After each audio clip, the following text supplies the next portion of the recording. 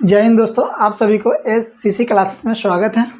जैसे कि new video के हम लोग देख रहे हैं स्टैटिक जीके में, जो बहुत ही ज़्यादा महत्वपूर्ण है। ये जो आपको मैप के साथ आप देख रहे हैं, भारत के प्रमुख बंदरगाह के आज हम कवर कर रहे हैं, जो तटीय राज्य से क्या है सटा हुआ ये बंदरगाह है। और यहाँ से हम लोग मैप बेस से क्या है कि इसको हम कवर कर रहे हैं, जो एग्जाम व्यू से क्या है दोस्तों बहुत ही महत्वपूर्ण है।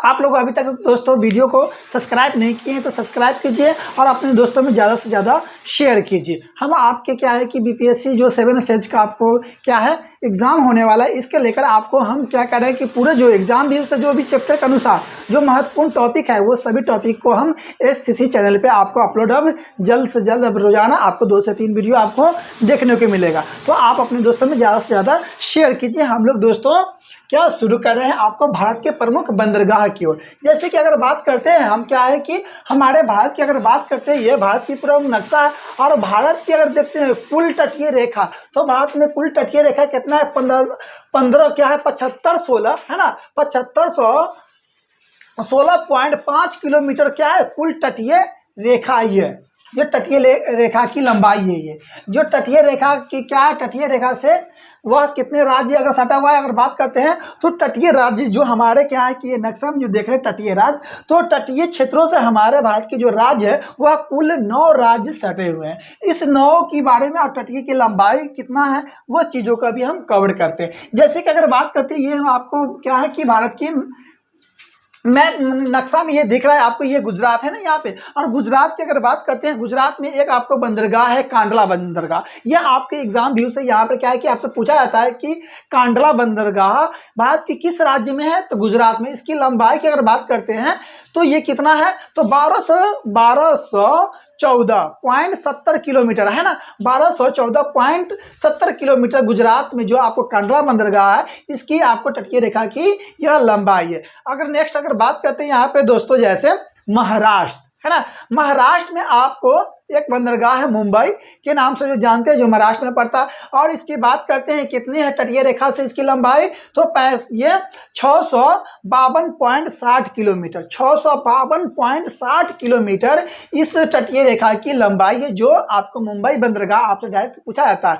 कि मुंबई बंदरगाह भारत के किस राज्य में है, तो तटीय राज्य में आप फाइनली टिक लगाइएगा। अगर इससे पूछ दिया जाता है कि आपको कितना इसकी लंबाई है, तो 652.60 किलोमीटर इसका क्या है दोस्तों, तो लंबाई है तटीय रेखा की। अगर नेक्स्ट हम देखते हैं, यहाँ पे आपको एक और बंदरगाह आपको देखने को मिल रहा है यहाँ महाराष्ट्र में है ना, नाहावा शोभा है ना, नाहावा शोभा जो आपको जवाहरलाल नेहरू या बंदरगाह के नाम से जाना जाता है, ये भी आपको कहाँ है, तो महाराष्ट्र में देखने को मिलता है। नेक्स्ट अगर बात करते हैं, ये जो आपको देख रहा है कर्नाटक, और कर्नाटक से जस्ट नीचे आपको क्या है गोवा तटीय राज्य है। और ये अगर बात करते हैं इस गोवा में कौन सी बंदरगाह है, तो गोवा में आपको मार्मो गोवा है ना, मार्मो गोवा बंदरगाह। अगर आपसे एग्जाम में आता है दोस्तों कि मार्मो गोवा बंदरगाह भारत के किस राज्य में है, तो गोवा में है ना।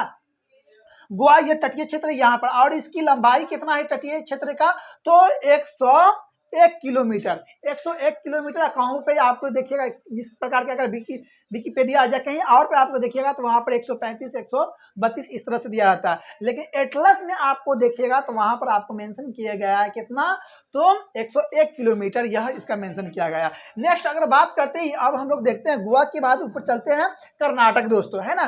कर्नाटक में देखते हैं, बहुत ही आपको यह एग्जाम भी तो बहुत ही महत्वपूर्ण दोस्तों, इसको आप अच्छे से देख लीजिएगा, 1-2 मरतबा वीडियो को देखिएगा और स्क्रीनशॉट ले लीजिएगा, जिससे आपको पूरा तटीय भारत की प्रमुख बंदरगाह जो तटीय राज्य से सटा हुआ 9 है ना, उसके बारे में अभी देख रहे हैं, जो कुल 9 आपको तटीय राज्य से सटा हुआ है। देखिए यहाँ पर जैसे दोस्तों बात करते हैं क्या चीज़ का, कर्नाटक में है ना। कर्नाटक में अगर बात करते हैं यहाँ पे बंदरगाह आपको देखने को मिलता है एक न्यू मंगलोर है ना, न्यू मंगलोर बंदरगाह आपको कर्नाटक में, जिसकी लंबाई आपको 280 किलोमीटर। न्यू मंगलोर क्या है, न्यू मंगलोर है ना, न्यू मंगलोर बंदरगाह आपको कहाँ है, तो कर्नाटक टिक लगाइएगा फाइनली। अब इसकी लंबाई कितना है, तो 280 किलोमीटर इसकी तटीय क्षेत्र की लंबाई है। नेक्स्ट अगर बात करते हैं यहाँ पर हम लोग देखते हैं तो ये है आपको तटीय क्षेत्र केरल है ना, जो आपको समुद्र तट से ये सटा हुआ है।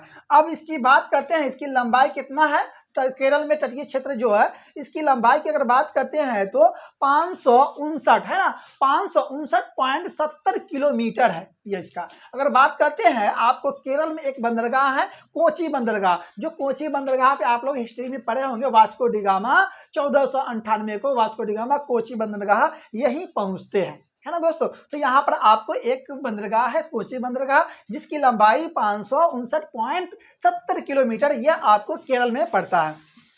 नेक्स्ट अगर बात करते हैं दोस्तों, यहाँ पे देख रहे होंगे क्या चीज, तो तमिलनाडु की अगर बात करते हैं यहाँ पर 3 प्रकार की आपको बंदरगाह को देखने को मिलता है। चेन्नई बंदरगाह, टूटिकोडम बंदरगाह और एन्नोर बंदरगाह, है ना। अगर आपसे पूछा जाता है कि चेन्नई बंदरगाह कहाँ किस राज्य में है, तो तमिलनाडु में आप टिक मारिए, तमिलनाडु में टिक लगाइएगा। उसके बाद टूटिकोडम बंदरगाह अगर आपसे पूछा जाता है किन राज्यों में है निम्नलिखित में से, तो ये आप तमिलनाडु में टिक लगाइएगा। या तो एन्नोर बंदरगाह आपसे पूछा जाता है निम्नलिखित में से किन राज्यों में है, तो फाइनली आप ये भी टिक लगाइएगा तमिलनाडु में। इसकी तटीय रेखा की लंबाई कितना है, तो 906 पॉइंट है ना, 906.9 किलोमीटर इसकी क्या है लंबाई है दोस्तों। नेक्स्ट आगे अगर बात करते हैं आंध्र प्रदेश, है ना।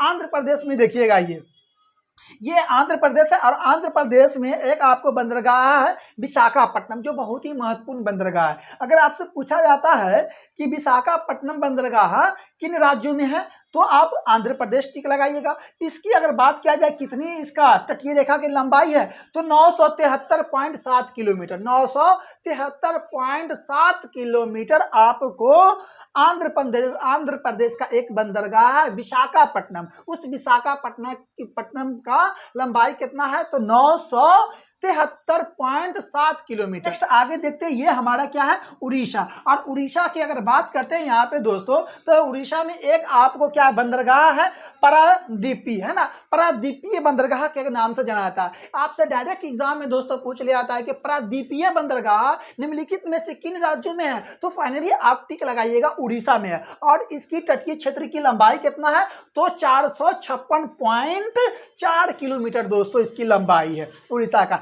नेक्स्ट हम लोग आगे देखते हैं, ये हमारा प्यारा सा बंगाल दिख रहा है ना। बंगाल की अगर बात करते हैं यहाँ, तो ये बंगाल की है ना, तो बंगाल में आपको कोलकाता बंदरगाह के नाम से जाना जाता है, जिसका तटीय रेखा की अगर बात करते हैं तो 552.50 किलोमीटर है। और यह हुगली नदी जो है उसमें यह सटा हुआ है, हुगली नदी से सटा हुआ है। ये आपको क्षेत्र है, आपको इधर हो गया आपको जैसे कि इधर हो गया अरब सागर, ये हो गया आपको क्या चीज, तो हम लोग देखते हैं तो आपको बंगाल की खाड़ी, तो इधर हो गया हिंद महासागर। बंगाल की खाड़ी और अरब सागर ये दोनों मिलकर क्या बनता है, हिंद महासागर, है ना दोस्तों। नेक्स्ट आगे हम लोग बात करते हैं बंदरगाहों को देखते हैं जो एग्जाम भी से बहुत महत्वपूर्ण है। तो आपने एक यहाँ पर देखे हैं पोर्ट ब्लेयर, कहाँ है, तो पोर्ट ब्लेयर बंदरगाह ये आपको अंडमान निकोबार द्वीप समूह का ये बना हुआ। तो यहाँ पर एक आपको बंदरगाह दोस्तों देखने को मिलता है। तो इस तरह से हमने अभी क्या चीज को कवर किए हैं, तो भारत के, है ना, भारत के प्रमुख बंदरगाहों की कवर किए हैं। तो ये इस तरह से आपको मैप वाइज जो कवर किए हम, जो आपको एग्जाम लेकर यहाँ से बहुत ही महत्वपूर्ण रहता है। 1-2 प्रश्न यहाँ से आपको हमेशा देखने को मिलता रहता है।